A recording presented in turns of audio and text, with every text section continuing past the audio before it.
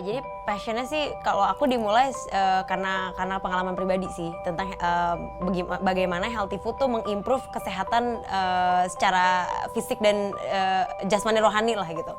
Jadi waktu kecil tuh aku memang sakit-sakitan dan karena kebetulan mamaku dokter ditreatnya dengan pharmaceutical approach.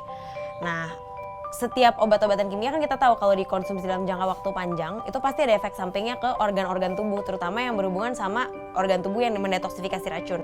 Nah, jadi waktu itu pas umur 15 tahun tuh penyakitku makin banyak gitu, bukannya berkurang. Jadi awalnya tuh aku cuma ada sinusitis sama eksim, tapi berkembang jadi ada asma, ada multiple allergies, terus sampai akhirnya tuh ada masalah dengan ginjal. Nah di situ tuh kayaknya wake up call juga untuk aku mulai mencari-cari ada alternatif healing method apa lagi sih di luar kedokteran gitu.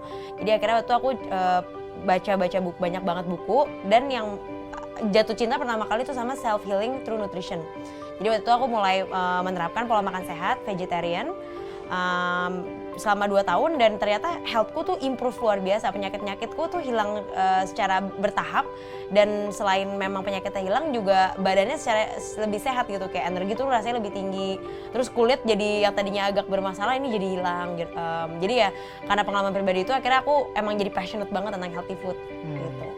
Kalau aku sendiri sih tadinya tuh kan kerja di kantor gitu, dan setelah 2 tahun gitu benar-benar ngerasa kesehatan tuh di titik yang paling rendah lah gitu ya, jadi sering sakit-sakitan banget gitu.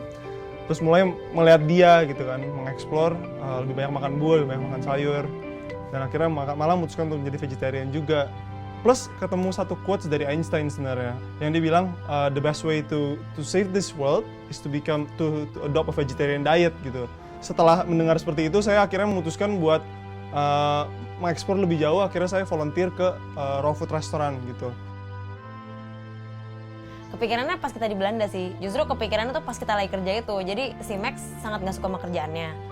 Terus sebetulnya kalau saya sih, aku sih personally suka sama kerjaanku, cuma emang kita tuh ngerasa ada yang kurang fulfilled sih, kerjaan kita waktu itu kurang fulfilling karena itu nggak sesuai dengan passion kita. Nah jadi akhirnya kita mikir gimana caranya kita ngelakuin sesuatu yang tentunya mendatangkan uang, karena bagaimanapun kita butuh uang, tapi sesuai dengan passion kita dan punya kontribusi positif ke lingkungan gitu. Nah karena kita memang menjadi vegetarian karena beberapa alasan tersebut, kita sebenarnya pingin ngebawa gaya hidup itu lewat produk gitu. Dan waktu itu ya berhubung skills yang paling kita lihat, Max kan emang jago masak gitu kan.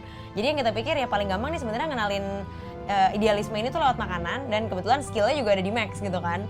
Gitu. Jadi akhirnya kepikiran lah membuat makanan healthy fast food idenya. Karena itu muncul nama Burgreens. Jadi Burgreens itu sebenarnya dari burger dan greens. Burger sendiri menggambarkan fast food, greensnya menggambarkan yaitu dari bahan-bahan nabati, ramah lingkungan karena organik, dan menyehatkan tubuh gitu. Sampai sini makan, ya jadi burgernya kan di Belanda udah dites. Nyampe sini itu orang Indonesia yang di Belanda sama orang Indonesia yang di Indonesia tuh beda banget. Orang Indonesia yang di Indonesia tuh kayaknya udah lidahnya udah kebiasaan banget sama micin. Harus lebih gurih. Jadi rasanya harus gurih banget. Jadi akhirnya Max eksperimen lagi 3 bulanan lah ya, kamu 2 bulanan lah adjusting lagi ke benar-benar local taste di sini. Dari rasa kali ya, maksudnya atau enggak dari image healthy food sendiri kan, orang-orang udah ada image kayak itu nggak enak, itu bland, itu boring, itu ini. Jadi udah ada image negatif gitu. Dan padahal kita udah bilang nih enak nih, tapi karena mungkin sayurannya hijau gitu, orang-orang tetap nggak mau nyoba gitu. Jadi gimana cara mengakalin ini gitu. Jadi itu di situ mungkin tantangan sendiri sih buat saya sendiri. Makanya akhirnya saya menemukan kayak metode-metode kita harus membuat sayur ini supaya nggak kelihatan gitu, tapi mereka merasakan manfaatnya ya. Salah satunya dari burger, tapi mungkin bisa juga dari makanan-makanan lain gitu, yang dari wrap lah, dari burrito gitu. Kita akalin bukan pakai tepung tapi pakai daun contohnya gitu. Kayaknya kita jatuh cinta sama konsep healthifying junk food ya, atau healthifying fast food sebenarnya. Jadi maksudnya membuat versi paling sehat dari makanan yang terkenal tidak sehat gitu.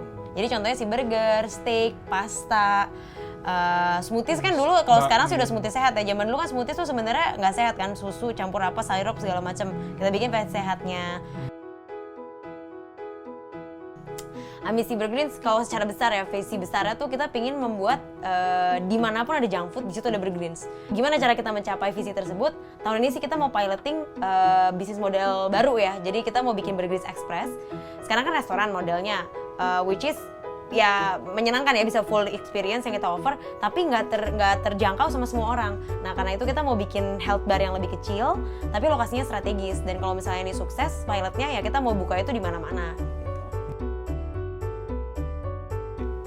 Inovasi itu ada di jantungnya Burgerins gitu ya. Jadi jangan merasa puas sama yang udah ada gitu, tapi benar-benar harus terus mengeksplor.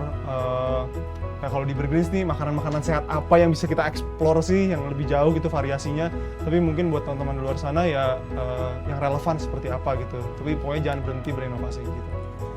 Menurutku sih future of business adalah bisnis yang punya social impact. Jadi dari awal kita buat, di bisnis model itu harus ada social impact. Jadi waktu bisnisnya growing, social impact-nya lebih besar karena itu jauh lebih meaningful, nggak cuma buat founders tapi buat tim yang kerja gitu. Dan yang kedua adalah penting banget punya tim yang satu visi dan punya entrepreneurial spirit juga, karena pada saat kita mau growing bisnis nggak mungkin cuma foundersnya yang bisnis yang bagus itu nggak mungkin cuma kerja founders yang bagus, tapi pasti kerja satu tim bagus. Karena itu penting banget nyari tim yang benar-benar satu visi, satu culture, dan punya entrepreneurial spirit ya berbeda. Jadi Burgerins tuh kan kita setup sebagai social enterprise. Nah impact kita tuh ada di 3 poin. Yang pertama dari sourcing, kita conduct direct sourcing ke smallholder farmers. Kebanyakan ya, sebagian besar smallholder farmers.